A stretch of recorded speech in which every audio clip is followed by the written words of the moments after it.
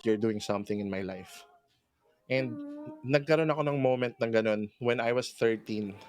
And I'm happy kasi sabi ko, Lord, thank you for allowing yourself to be present in my life. Even if, um, as in, yung childhood ko, pang MMK din. Mm. Even as um, jolly as I am, or makulit ako and all. Syempre, yun pa nga yung sinasabi na minsan yung mas masiyahin pa yung mga andaming mga hugot. And I Totoo grew up yan. with that. Sobrang feeling ko year upon year upon year, ang daming nangyayari, and it it it felt like wala akong nagawang tama. Parang I kept blaming myself, knowing na nangyayari siguro sa akin to kasi masama ako or masama ako Yun, anak. Jello. Oh my God, we felt the same thing because that's how I feel during 2021. 'Di ba? Yung parang I sabi ko, felt like, nothing is going right. Feeling ko kasalanan ko na to. And that is exactly what the devil wants to implant sa mind natin. And I told myself like, I'm not gonna listen to you anymore. Stop. Yun nga eh. Kaya ngayon, yun yung mantra ko. A lot of people can say a lot of bad things to us. Yes. A lot of people have an easier access to tag us and say hurtful things sa atin. Pero at the end of the day, I don't allow them, or I don't empower them. I don't empower their words sa akin. So for me, kahit anong sabihin nyo sa akin, it wouldn't matter because I know who I am. I know how God looks at me, and I know how my family, my friends sees me. And that is what is important. Sabi ko talaga, ang hirap, mahirap to live in this world. Super hirap. And it's magnified if you're in showbiz, if you're in the entertainment industry, because parang in a way, people feel that they have more access sa'yo. Kasi they see you sa social media, they see you sa TV, they see you sa Kumu, or they see you in all parts of ano. And it's easier for them to use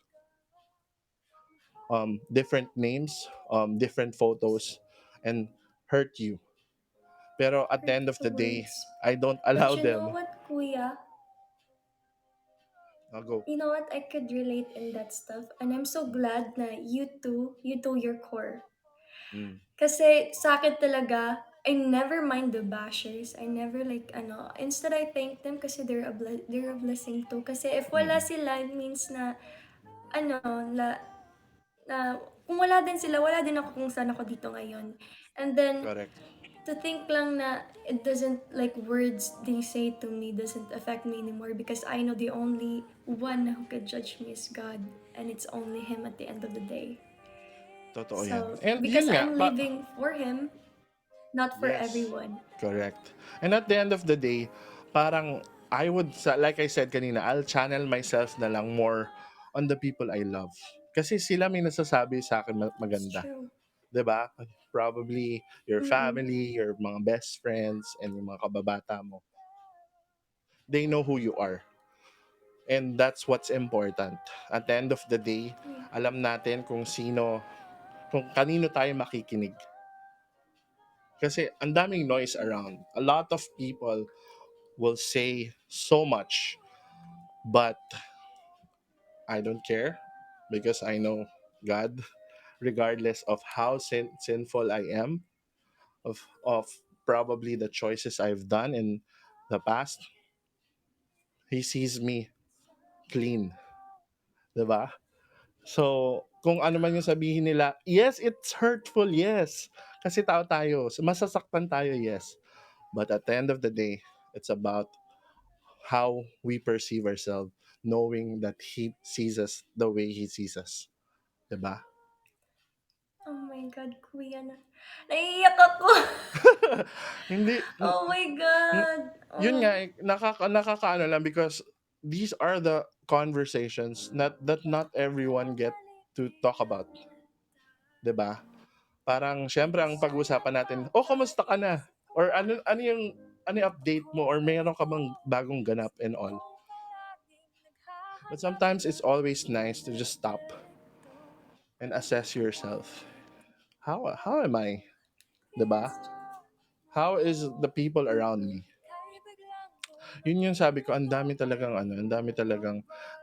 masakit na nangyari, especially during the pandemic. We lost a lot of loved ones, probably. And at the same time, nawala ng, nawala ng capability to actually even have food 3 times a day, yung iba, di ba? And Mm-mm. something that I really learned is to be extra kind to people, Yeah, because that's true. as happy as they look, we don't know their struggles, and we are all humans, we are all strugglings. So sabi ko nga sa tweet ko kagabi, we yes, we have the freedom to say whatever we want to say. We have um we have that, but at the end of the day, invalidating someone is something different. We shouldn't be doing that, 'di ba? So That's yun lang. I true. mean, ang dami ko natutunan. Ikaw, like during the whole pandemic, what is something that you actually learned? Oh my God, sobrang dami. Kasi, actually, lahat ng ngayon natutunan ko sa bahay ni Kuya. Kasi my 2021 was, oh my God, if you see me, I am struggling so Oh. bad na naiiyak ako ngayon kasi, wow, Mm. grabe yung experience ko, Kuya, 2021. Yeah. Where I felt like everything wasn't like going right. And everything Mm. is just painful na di ko na kaya. Na yun din, naisip ko din na lahat na lang yung ginagawa ko mali. Wala Yeah. akong nagawang tama.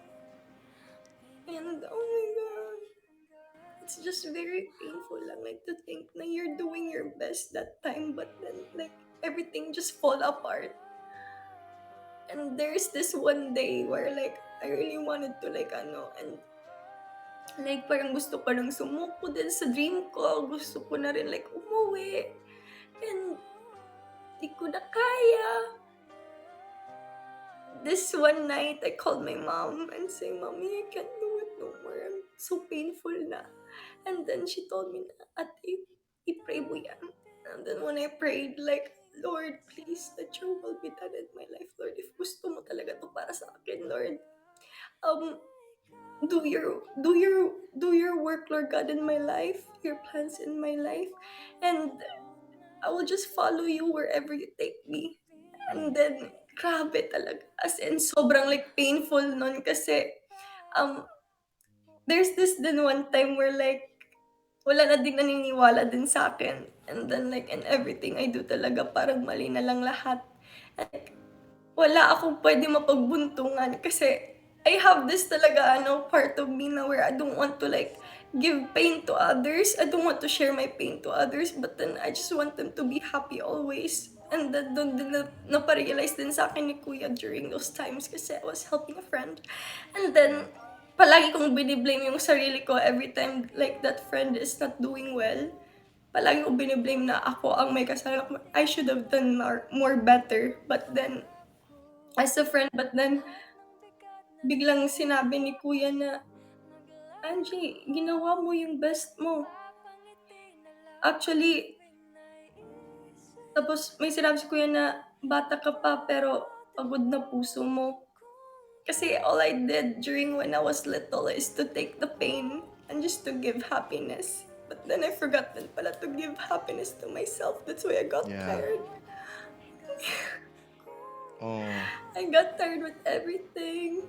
I'm so sad na hindi ko rin alam kung ano nang dapat gagawin. Kasi hindi na lang tama lahat.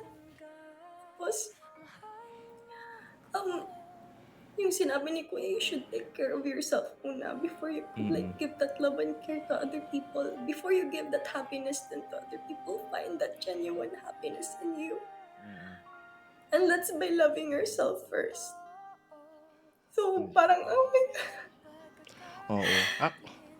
doon ko Actually, lang siya natutunan na how mm. I love myself first. Yeah, totoo yan. Actually, yun nga rin yung sabi sa song nung friend mo, si Angela Ken, di ba? It's okay not to be okay. there would be times talaga na kahit pipilitin natin to give that smile on a daily basis, we just crumble because we know inside we are not okay.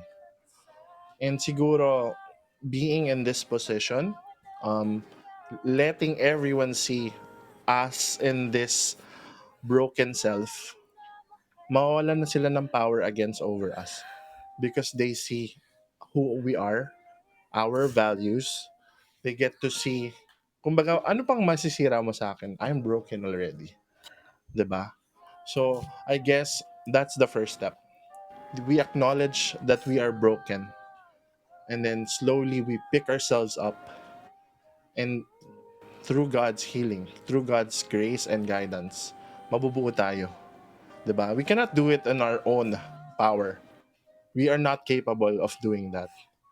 But knowing those truths na kahit basag ako, kahit sirang-sira yung mga choices ko in life, and yet God is there to help me build myself. I think that's what's important. And tama ka, we will not be able to share something that we don't have.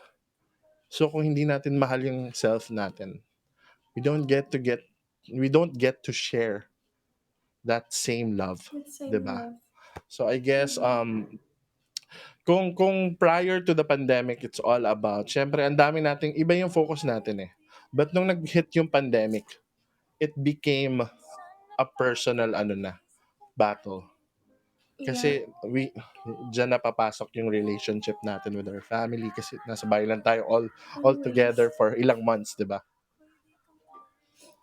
And yun, I guess now that people see us in our most basic form, yung pagiging vulnerable natin to pain, that would allow us to have more power sa sarili natin and to take away the power sa kanila na, ganito siya eh, ganyan siya eh. We are not those. Kung ano man yung past natin, that doesn't define us. Fine. 'Di ba? So, yun lang. And then siguro, if you ask me about my greatest struggle naman last year, so ito yun. Last year, I got COVID. And that time, hindi ko alam kung hindi siya mild. For sure, hindi siya mild because umabot ako sa hospital. And then back then, I was just going there to have my check, RT-PCR and all. And then, automatically, they admitted me. So, sabi ko, so what's gonna happen? Like, hindi ko alam. Like, I didn't even get to say bye to my family before I went to the... Kasi syempre, I don't want them to be exposed. 'Di ba? Siya, hirap na. And on my first 2 nights, kasi dalawa kami sa room, I don't get to see the person I am with. But on the second night, for 3 straight hours, yung kasama ko sa room was struggling. I know how to sound. Yung parang hindi na siya makahinga. And I swear, I could hear him like sumusuka siya ng blood. After that third hour, flatline. Toot! And all I heard was black bag. And that meant, sabi ko, Lord, I'm not sure if I'm gonna go out here or I'll go out with a black bag. But for sure, if I can fight, I won't be in that black bag, sabi ko. Kasi I wanna see my family. This is something we never prepared for. Yung mga struggles na ganito. And parang sabi ko, Lord, give me this opportunity for me to be able to show my family how much I love them. And may this night not be the last. Kaya, naiyak ako kasi it was so real that night. Nasabi ko, it can happen in an instant. And that is why I am more understanding, I guess. That is why I am trying to be more open sa ibang tao is because I want them to know you don't know what's gonna happen next. for you to be able to act a certain way. Ngayon, sige, ano ako kasi hindi naman nila ako kilala, or I could say nasty stuff or bad things because hindi naman nila alam na ako to. But